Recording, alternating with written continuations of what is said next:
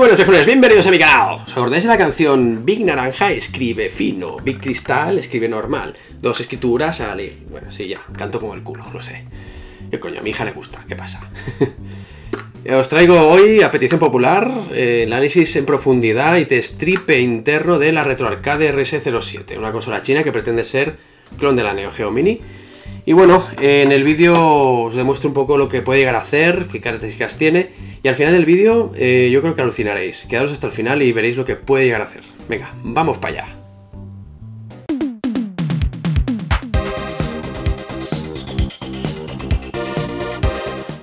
Comenzaremos con el unboxing. El envoltorio, como veis, está un poquito machacado. Supongo que el viaje desde China ha sido duro para nuestra amiguita.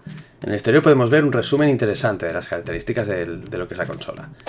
Lleva un sistema operativo 64 bits, la pantalla es una TFT de 4,3 pulgadas y soporta estas plataformas para emular, pues CP1 y CP2, que son, bueno, recreativa, Neo Geo, Game Boy Advance, Super Famicom, Game Boy Color, Game Boy, Mega Drive y NES. Aparte, pues algunas cositas más. Entre ellas, interesante, pues podemos ponerle una tarjeta externa, micro SD, para ponerle juegos extra o lo que queramos. Soporta la reproducción de música en varios formatos y aparte también podemos visualizar fotos. También vemos un poco un resumen de lo que hay dentro de la caja. Pues hay una consola, dos mandos, un cable AV, un cable USB y el manual. En esta parte podéis ver la pinta que tiene y las conexiones que lleva. Abriendo la caja veremos, pues bueno, lo primero que vemos es el manual, un manual pequeño. Aquí podemos ver pues los cables que lleva, el cable mini USB para alimentar la consola y poder cargar la batería que le podemos poner. Si seguimos escarbando en la caja, aquí tenemos un cable para conectarla a la televisión, el cable AV. Es bueno, un cable por vídeo compuesto, como muchas de las consolas chinas que se suelen vender últimamente. Aquí vemos los mandos que lleva dos.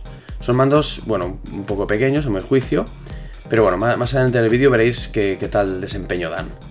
A priori el tacto de los botones y la cruceta, pues la verdad es que no están mal, no pintan mal. Y por último, pues bueno, la consola.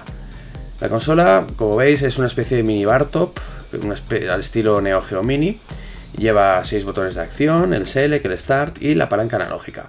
La palanca se siente un poco blanda, un poco en comparación con la que lleva la Neo Geo Mini. La consola que he comprado, como veis, es de plástico negro translúcido, pero opcionalmente podéis comprarla en color blanco. Ese modelo, como veis, se parece bastante más a la Neo Geo Mini japonesa. Mirando con detenimiento la consola, podemos ver que lleva el altavoz en la parte baja, justo debajo de la palanca y la botonera. Y aquí debajo, al lado, podéis ver pues un compartimento para una batería del tipo 18650, que puede ser entre 2000 y 3000 mAh. Así que esto es una cosa muy interesante que no lleva la Neo Geo Mini. Esta consola permite funcionar con una batería, sin estar conectada a la corriente. En el lateral podemos ver que tiene el control de volumen para graduar el nivel de volumen a nuestro antojo. En la parte trasera tenemos pues donde están la mayoría de puertos que lleva la consola. Lleva 2 puertos USB para los mandos, una salida para conectar el cable AV, así de esa manera podríamos conectar la consolita pues a una televisión grande. Además lleva una ranura micro SD para poder poner una tarjeta de memoria y así añadirle juegos extra o para poder ver fotos o música. Después podemos ver un conector de alimentación mini USB para alimentarla y aparte cargar la batería. Y aparte, pues bueno, aquí veis el típico botón de encendido. A continuación os voy a poner las dos consolas, la Neo Geo Mini y el clon este chino, confrontadas para que veáis un poco la diferencia a nivel de aspecto. A nivel de tamaño podéis ver que la Neo Geo Mini gana en altura por la visera de plástico que lleva. Y bueno, las pantallas también son diferentes entre las dos consolas. La de la Neo Geo Mini es 4×3 en ese formato y la de la RetroArcade es formato panorámico. La RetroArcade es un poco más ancha que la Neo Geo Mini, por lo que es un poco más cómoda para jugar. Y bueno, a nivel de pulsación de botones, yo creo que están al nivel, las dos son muy parecidas. Eso sí, la palanca se nota, como ya he dicho antes, la palanca se nota un poco más blanda en la RetroArcade que no en la Neo Geo Mini, que se ve más de calidad.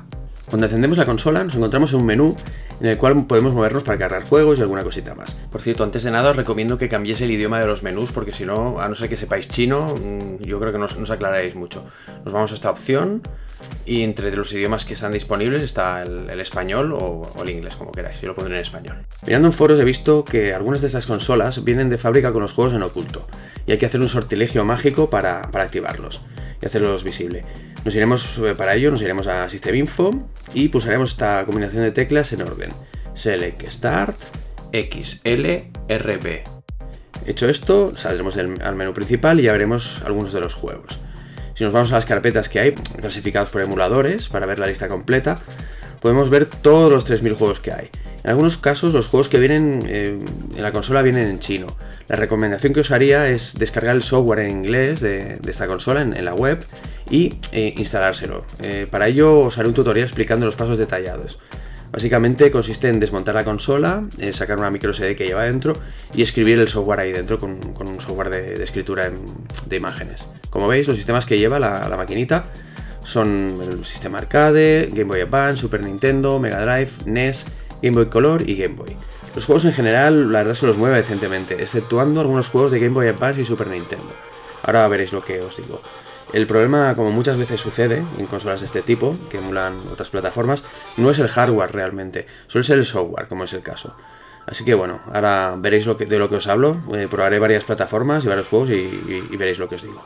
Los juegos arcade van bastante bien, se juega genial, el audio está muy bien, la imagen se ve suave, se mueve bien, o sea, no tiene ningún tipo de problema. Con los juegos de Game Boy y Game Boy Color, pues 3/4 de lo mismo. Como era de esperar, estas plataformas son fácilmente emulables y van genial, van muy bien. El problema tenemos cuando ejecutamos juegos de Game Boy Advance, como veis, el audio pues en algunos casos tiene defectos, en otros casos hay juegos que van muy bien y no tienen ningún tipo de problema. También podemos verlo con juegos de Super Nintendo, que la mayoría no van mal, lo que pasa es que hay algunos que tienen ralentizaciones y defectos en el audio. Lo bueno de esta consola es que hay gente desarrollando software alternativo para sustituir el que viene de fábrica. Dado que el hardware es como el de la consola china RS97, que por cierto la tengo de camino y ya en vídeos posteriores os haré un análisis, pues dado que ya estaban trabajando para esta máquina portátil y el hardware es igual que el de esta RetroArcade, ya tienen mucho trabajo hecho al respecto. Por lo que, basándose en una distribución de Linux llamada Dingux, pues bueno, han desarrollado un firmware alternativo para estas dos consolas, el cual pues han incluido pues ports de varios emuladores que hacen que funcione bastante bien, bastante mejor que los emuladores que vienen de fábrica. Incluso están realizando pruebas con un emulador de PlayStation 1 y dicen que va bastante bien. Está en fase de pruebas todo esto, por lo que bueno, tiene algunos bugs todavía, como comentan en los foros. Y sobre todo hablan de que tiene muchos problemas con el tema de los mandos externos y tal. Pero bueno, es cuestión de tiempo que resuelvan todos los problemas que tienen para que, bueno, sea todo el sistema estable. Sobre la pantalla de la consolita, a ver, no está nada mal. En la cámara no se aprecia, pero está bastante bien. Eso sí, yo prefiero la de la Neo Geo Mini, dado que, bueno, la de la Neo Geo Mini tiene una resolución y un formato que era igual que el de los juegos originales de Neo Geo, por tanto no tienen que rescalar nada y se ve como un pelín más nítido lo que es la Neo Geo Mini. De todas maneras, esta RetroArcade, este clon chino, no se ve del todo mal. El problema que yo le veo es que los emuladores que vienen de serie no puedes cambiar muchas cosas del aspecto, entonces te estira lo que es la resolución nativa del juego, te lo adapta a la pantalla. Para no ser 4:3, pues claro, lo estira y se deforma un poco el aspect ratio. Pero bueno, esto se puede solucionar modificando el software. Con el software alternativo que están desarrollando, la cosa cambia y bastante. Sobre la palanca y los botones y tal, la jugabilidad en sí no está mal. Yo creo que la palanca es mejorable, pero es pasable. Eso sí, los mandos que lleva de serie a mí no me acaban de convencer, los encuentro muy pequeños, aunque tanto la cruceta como los botones responden bien. Llegados a este punto, viejuners, ¿merece la pena o no esta RetroArcade? Bueno, para mí sí que merece la pena. La verdad es que la relación calidad-precio es aceptable. Pensad que la Neo Geo Mini vale del orden de 130 euros aquí en Occidente. Lleva 40 juegos y no lleva mandos extras. Si los queréis, tenéis que comprarlos por separado.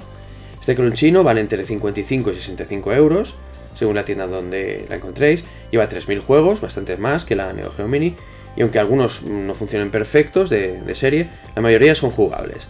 Además lleva 2 mandos extra ya incluidos. A ver, a nivel general, este clon de la Neo Geo Mini, bueno, la calidad de los plásticos y todo no es comparable con la Neo Geo Mini original, ¿vale? No son excelentes los plásticos, las calidades de los materiales no lo son, pero yo creo que por el precio que es, bueno, ya nos dan una calidad que está bastante bien, es aceptable. Además tiene esta consola el plus del cacharreo, o sea, podemos trastearla y modificarle el software, cosa que, bueno, a los viejones adictos a trastear cacharritos ya nos viene bien. Además, este clon chino lleva la opción de poner batería para llevártela por ahí, dura la batería unas 4 horas aproximadamente. Por cierto, a mí me ha venido con el pack, ¿vale? O sea, al comprarla ya me venía con la batería. No sé si compráis, como hay de varios precios, si compráis algunas que sea más barata, igual no vienen con la batería. Eso sí que no os lo puedo asegurar.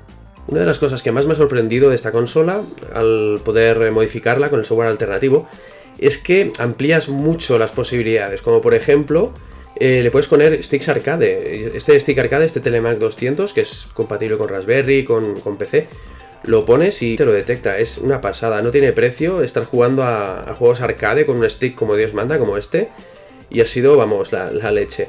Y sobre todo también hay otra cosa que me ha sorprendido muchísimo, que es que el software alternativo lleva de serie el señor Quake, y no veas cómo lo mueve la maquinita, lo mueve genial.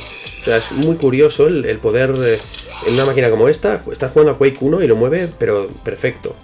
Como ya sabéis, mis vídeos últimamente necesitan mucho amor, así que si coséis a likes este vídeo y supera los 1500 likes, haré un tutorial en breve de cómo modificar la consola, ponerle el software alternativo y explicaros un poco pues las capacidades que tiene y hasta dónde puede llegar. Pues nada, viejuners, nos vemos en el próximo vídeo. ¡Hasta luego, Lucas!